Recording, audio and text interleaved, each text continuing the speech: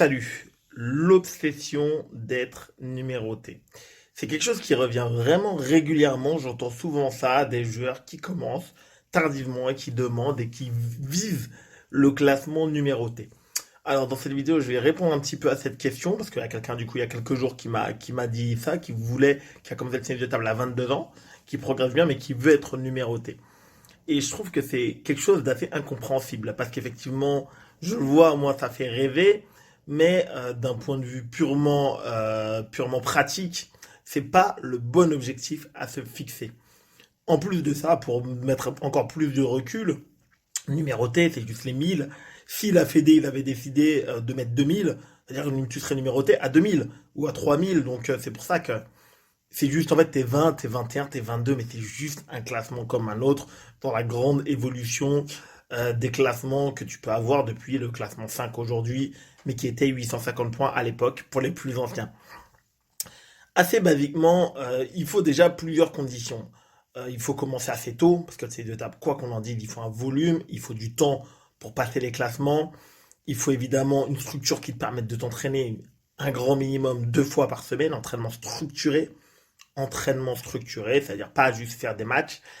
Et même si t'es pas dans une structure où t'as pas d'entraînement structuré, où t'en as pas autant, il faut qu'il y ait une émulation dans ce club extrêmement forte, extrêmement forte. Pourquoi je te dis ça? Parce que pour avoir discuté avec beaucoup de joueurs anciens qui ont plus de 50 ans, 55 ans, à l'époque, pour ceux qui jouent plus de 30 ans, qui même sont numérotés encore aujourd'hui ou pour certains qui sont déjà plus numérotés, mais qui ont été très forts numérotés à l'époque, dans la majorité des clubs, il n'y avait absolument pas d'entraînement cadré ni d'éducateur. Donc les joueurs faisaient principalement des matchs.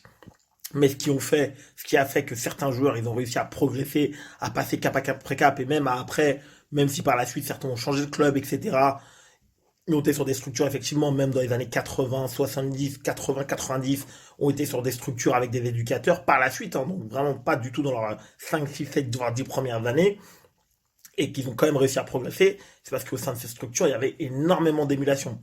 Ce qui va se le dire clairement, n'est pas le cas dans la grande majorité des clubs. Si ces joueurs-là, sans entraînement cadré, ils ont été capables de prendre pas un ou deux, mais 7, 8, 10 classements pour certains, pour beaucoup, c'est parce que ils avaient tous le même état d'esprit, même dans des petits clubs, comme quand il y avait 30, 40 licenciés, il y avait quasiment que des compétiteurs, donc ils se tiraient tous la bourre entre eux, et donc les meilleurs, ils ont pu à terme, en quittant le club, en évoluant, devenir même de très bons joueurs, même, à être même moins sous les 500 français. Et après, bon, certains sont arrêtés à 13, d'autres à 8, d'autres à 15, d'autres à 18. Ça dépend des parcours, évidemment. Pour ce qui est d'aujourd'hui, de notre génération, c'est quand même assez simple. Si tu as un objectif à terme d'être numéroté, dans la grande majorité des cas, je dis pas que c'est impossible, mais il faut avoir commencé le tennis de table avant tes 12-13 ans. Pourquoi? Parce que c'est le moment où tu vas pouvoir beaucoup t'entraîner quand tu es jeune, t'as que ça à faire, tu sors de l'école, tu vas t'entraîner 2, 3 fois semaine. Même moi, dans mon parcours quand j'étais jeune, j'ai pas toujours eu beaucoup d'entraînement.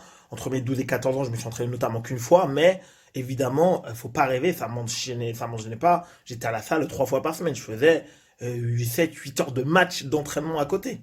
Parce que certes, je m'entraînais pas beaucoup, j'avais qu'un entraînement par semaine, mais à côté, je jouais énormément. Je faisais des tonnes de matchs. Je faisais des tonnes et des tonnes et des tonnes de matchs parce qu'il y a besoin de ce volume-là si tu as envie que ton niveau progresse. Match d'entraînement et après, à côté de ça, deuxième chose, je faisais énormément de compétitions. Lorsqu'il y avait championnat de région, championnat de Paris pour moi, je rejouais les indifs le lendemain parfois. Tous les championnats, championnat de France évidemment, j'enchaînais. Et c'est également à l'époque qu'on a commencé à faire quelques tournois. Donc je tournais vraiment avec 120. Alors je faisais pas de 200 matchs comme aujourd'hui, comme les jeunes. Mais je faisais pas 200 matchs, mais je faisais 120, 130, 140 matchs par an. Et encore en plus de ça, je rajoute à ça, je faisais toujours un stage par an avec le comité à l'époque, puisque j'étais quand même placé, donc je pouvais toujours faire un stage par an. Donc il y a quand même eu un ensemble de critères. Donc pour être numéroté, est-ce que ça veut dire qu'il n'y a aucun joueur qui a commencé après 13 ans, à 14, 15 ans qui sera numéroté? Probablement qu'il y en a déjà eu, probablement qu'il y en aura encore. Maintenant, je trouve un objectif légitime et raisonnable. Si tu commences, voilà, du coup je vais être assez spécifique entre 12, 13 ans et 25 ans, on va dire, parce que tu es encore jeune. Et un objectif raisonnable, légitime, si tu es motivé, que tu t'investis et que tu as une structure qui te permet pour le coup de t'entraîner ou que tu n'as pas trop d'entraînement, tu as un entraînement par semaine, mais qu'après derrière tu as une très très forte émulation, que tu as 2, 3, 4 autres joueurs avec qui vous vous tirez la bourre, effectivement, ça c'est un cas où également ça peut très très bien marcher. Un objectif légitime, c'est le classement 15-16. C'est le classement 15-16. Parce que je vois beaucoup de joueurs, ils disent, voilà, ils commencent à n'importe quel âge, à 35, 40 ans, ils n'ont jamais joué avant, et ils disent, ah, je veux être numéroté, parce que bah, c'est effectivement, ça fait briller. Mais tu peux pas te tromper à un moment donné, ce qui va se passer, c'est que tu vas être classé sur un classement intermédiaire, probablement 13, 14, 15, 16 peut-être, si tout se passe bien pendant un certain temps, et qu'à un moment donné, quand ton cerveau et toi-même tu vas te rendre compte que c'est pas possible, tu vas tout simplement abandonner. Tu vas abandonner parce que tu vas dire, c'est bien d'avoir des objectifs et c'est même recommandé, mais il faut avoir des objectifs réalisables également. Il faut qu'ils soient ambitieux mais réalisables. Viser déjà le classement 15-16 quand tu as commencé après, en fin d'adolescence ou à l'âge adulte ou avant tes 25 ans, entre 18 et 25 ans, arriver déjà 15 et 16, c'est déjà extrêmement bien. Et lorsque tu arriveras déjà à ces classements-là, là, effectivement, quand tu arrives 15, 16, que tu es encore motivé, que tout te permet, ton club peut encore supporter ta progression, t'es, il y a une émulation au sein de ton club, ton équipe elle est compétitive, voilà, il y a plein de paramètres, que tu peux encore aller faire un stage par an, que tu t'entraînes encore de façon qualitative. Là, effectivement, l'appétit vient en mangeant. C'est pour ça que ça sert à rien dans un premier temps, si c'est ton cas, de viser un truc vraiment, pour moi, qui arrivera une fois sur 10 000 même. Même s'il y a 10 000 joueurs motivés, il y en aura là 1% qui arrivera. Parce que voilà, il faudra énormément de conditions, il faudra des structures d'entraînement parfaites. Vise le classement 15-16. Maintenant, si tu commences après 25 ans, l'ambition légitime, c'est d'être 10, 11, 12. Après, bien sûr, la majorité, il y a certains joueurs qui vont être 14, 15.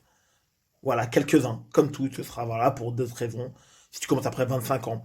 Pourquoi? Parce que corporellement parlant, selon tout ce que tu as fait dans ta vie, selon tes capacités physiques, selon tout le sport que tu as fait ou pas, selon ta capacité à modéliser les gestes du tennis de table, parce qu'on est un sport très technique, c'est ça qui va beaucoup, beaucoup, beaucoup décider ou pas, avec le long terme évidemment, si tu es capable d'aller beaucoup plus haut. Mais l'ambition légitime, c'est déjà d'être 10, 11, 12. Je pense que si un joueur vraiment motivé, qui est dans une structure correcte, avec deux entraînements par semaine, à peu près n'importe quel joueur, il est capable d'arriver 10, 11, 12.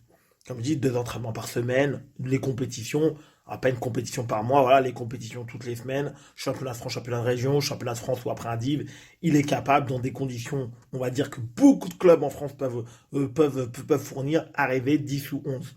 Après, bien sûr, tu verras toujours, il y aura des joueurs, ils vont commencer à 25, à 28 ans, à 30 ans, à 35 ans. Il y a plein de raisons. Il y en a, ils ont fait du tennis avant, donc ça aide, du badminton. Il y en a, ils ont déjà fait des sports de raquette. Il y en a d'autres pas du tout, mais ils étaient déjà assez sportifs.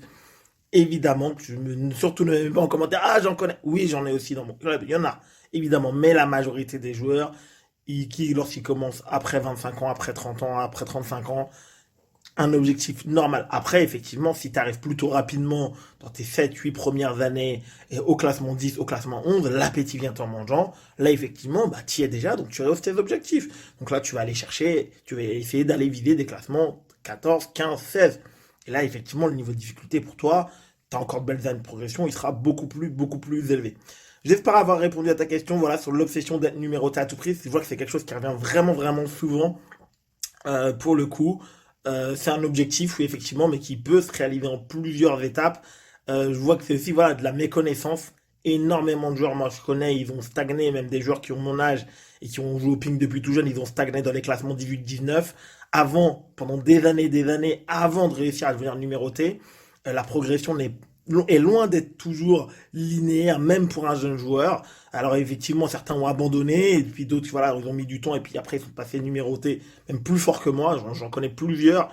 Donc voilà, mais en tout cas, si tu commences cette étape plus tardivement, accepte, voilà, d'avoir des objectifs durs, réalisables, mais voilà, que tu vas pouvoir atteindre, et qui va te permettre par la suite, j'arrive 16, j'arrive 15, par la suite je vise le classement 19, qui est déjà un autre encore univers, voilà, quand t'es 15 ou 16, le classement 19, c'est encore un autre pan de tennis de table que tu dois développer avant encore d'aller voilà, vers le classement numéroté, qui est encore un autre pan.